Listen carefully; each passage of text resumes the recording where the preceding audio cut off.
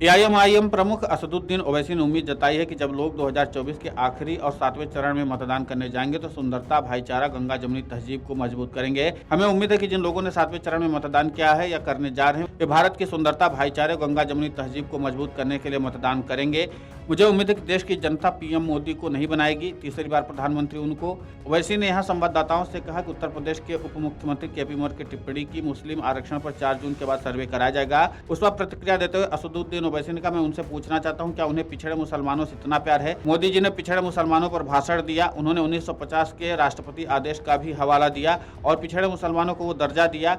ये स्पष्ट रूप से साबित करता है कि पीएम मोदी केवल सबका साथ, सबका विकास और सबके विश्वास के बारे में बात कर रहे हैं, वो इसमें विश्वास नहीं करते हैं। एक सवाल के जवाब में उन्होंने कहा, क्या उन्होंने पिछले 10 सालों में कुछ किया है? लेकिन भारत के गरीब लोगों, पिछड़े, दलित और मुस्लिम और ईसाई को एहसास हो गया कि 400 पार का मतलब है संविधान का मूल संरचना को समाप्त करें। अगर 10 साल में कुछ किए होते ना तो बता देते कि हमने ये किया, हमने ये काम किया।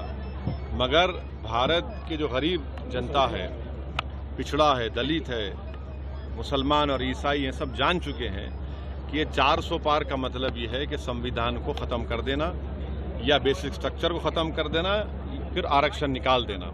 ये इसीलिए ये पैगाम जा चुका है इन तमाम समाजों में जो इस देश के संविधान से मोहब्बत करते, जो बाबा साहब से मोहब्बत करते, उनको पैगाम जा चुका है। इसीलिए ये फ्रस्ट्रेशन में ये बोले जा रहे हैं। 4 तारीख को क्या माहौल देखते हैं? क्या सरकार बदलेगी या फिर? देखिए, हम उम्मीद करते हैं कि जिन लोगों ने वोट दिया या अब वोट देंगे आखिरी 7वें फेज में, वो भारत की इस खूबसूरती को, इस भाईचारगी को, यहाँ की गंगा जमुनी तहजीब को मजबूत करेंगे।